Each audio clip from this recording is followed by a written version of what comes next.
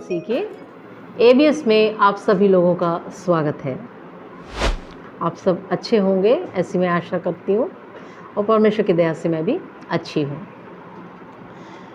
मेरे प्रियो, उत्पत्ति के 25वें अध्याय में हम पढ़ते हैं कि अब्राहम की आयु जब 175 वर्ष की हुई, जब वो दीर्घायु हुआ, तब वो मर गया।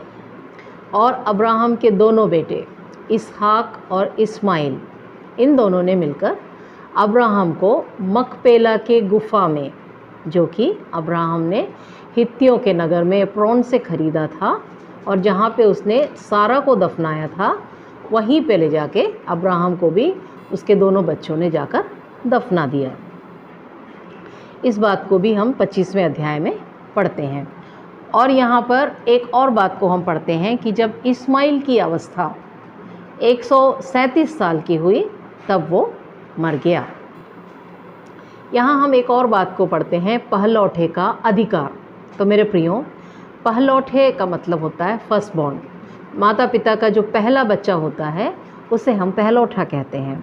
तो उन दिनों में पहलौठों के लिए कुछ स्पेशल अधिकार दिए जाते थे, उसे ही हम पहलौठा का अधिकार कहते हैं। पहला अधिकार ये था कि पिता के बाद घर की सारे उत्तरदायित्व का, या घर का जो नेता या मुखिया, नेता नहीं मुखिया, या घर का जो हेड होता था वो पहलौठा होता था।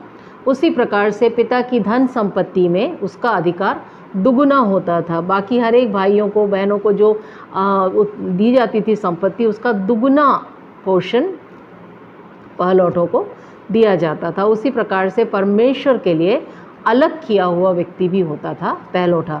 तो इन चीज़ों को जो एसाव था, उसने उस लाल खीर के लिए या दाल के लिए अपने भाई याकूब को बेचा और उसने इस पहलौठे के अधिकार को तुच्छ जाना। और चूंकि उसने उस लाल चीज़ के लिए इस अधिकार को बेचा, इसलिए उसका नाम एदोम भी कहा जाता है।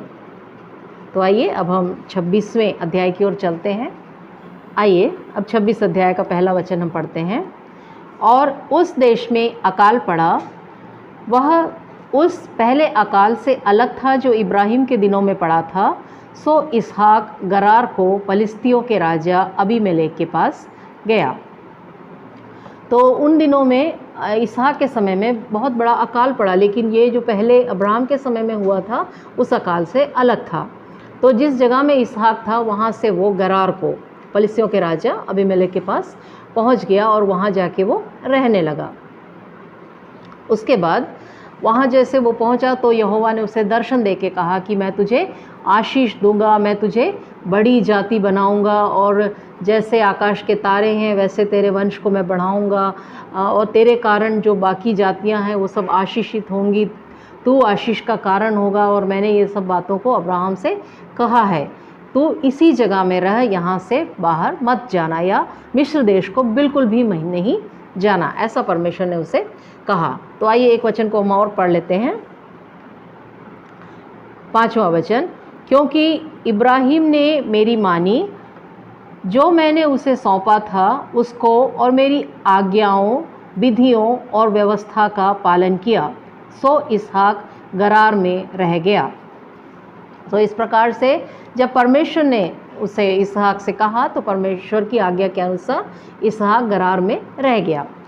मेरे प्रियो, जो फिलिस्तीन लोग थे वो आके जब पूछते थे रेबेका के बारे में, जो कि उसकी पत्नी थी, तो इसहाक ने वही कहा जैसे उसके पिताजी ने कहा था। उसने कहा कि ये मेरी बहन है।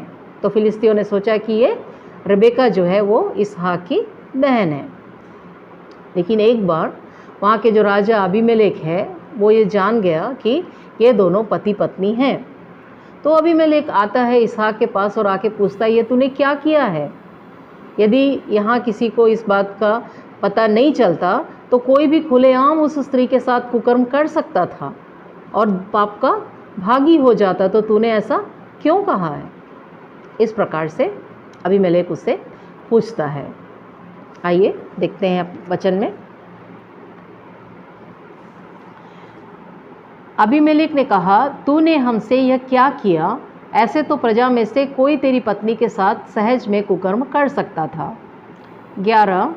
और अबीमेलेक ने अपनी सारी प्रजा को आज्ञा दी कि जो कोई उस पुरुष को व उस स्त्री को छुएगा तो निश्चय मार डाला जाएगा।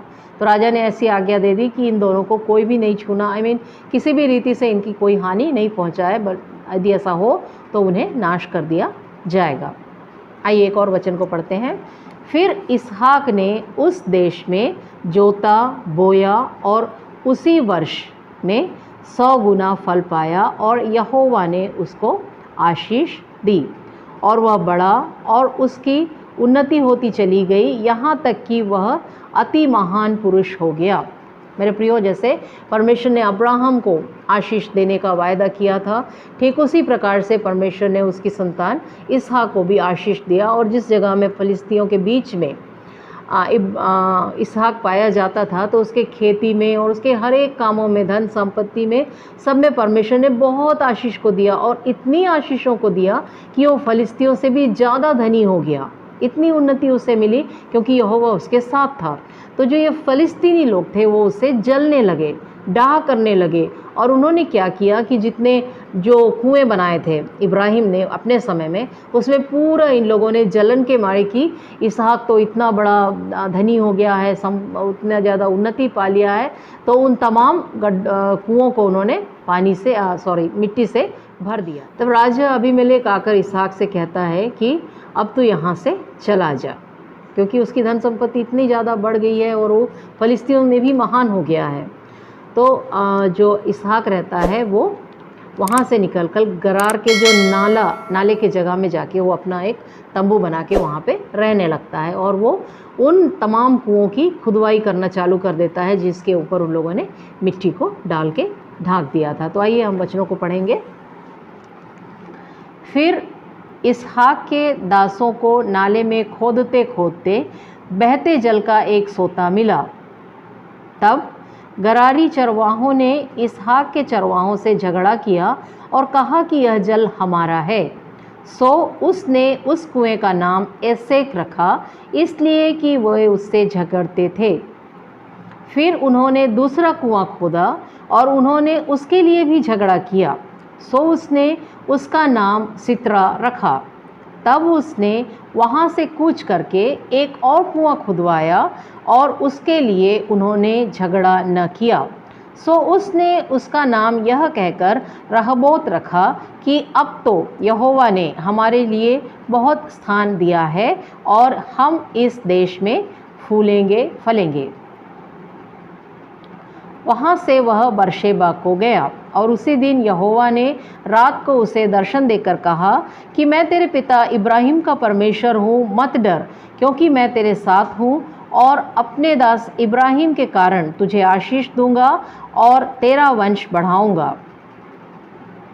इस प्रकार से हम देख सकते हैं कि उन तमाम कुओं को जब खुदवाते हैं तो जो लोग रहते हैं वो लोग झगड़े को करते हैं और उसके कारण उसके नामों को दिया जाता है। और मेरे प्रियो, जब वो बर्शेबा को चला जाता है तो वहाँ परमेश्वर उसे फिर से कहता है, फिर से उसे आशीष देने की बातों को कहता है। इसहाक ने एक वेदी बनाई और यहोवा से प्रार्थना की। और उस समय राजा अबीमेलेक अपने सेनापति के साथ और अपने मित्र के साथ वहाँ आके कहता है इसहाक से कि तू हम लोगों के साथ शपथ खा कि जिस प्रकार से हमने तेरे साथ कोई बुराई नहीं की है और हम तेरा कोई नुकसान नहीं करते, तू हमसे वायदा कर कि तू भी हमारा कोई नुकसान नहीं करेगा। क्योंकि वो बहुत ही ज़्यादा आशीषित था, परमेश्वर यहोवा उसके साथ रहता था। तो ये लोग एक्चुअली डरे हुए थे कि कहीं वो हमारा नाश ना करे, हमारा घात ना करे। तो इसहाक उन लोगों के लिए एक जेवनार की तैयारी करता है और ये लोग सब खाना पीना खाते हैं, रात को सोते हैं और दूसरे दिन सुबह शपथ खाने के बाद कि मैं तुम्हारे लिए एक तुम्हारे दुश्मन के रूप में नहीं रहूँगा, ऐसा कह के शपथ खा के वो लोग वापस चले जाते हैं। जिस दिन उन्होंने शपथ खाया और वो लोग विदा किए गए, उसी दिन इसहाक के दास आके बताए एक नए कुएं के बारे में जो उन्हें मिला। तो उसने शिबा नाम रखा, जिसका अर्थ है शपथ। आइए देखते हैं। तब उसने उसका नाम शिबा रखा। इसी प्रकार उस नगर का नाम आज तक बर्शेबा पड़ा है। आइए अब हम आखिरी वचन को पढ़ लेते हैं।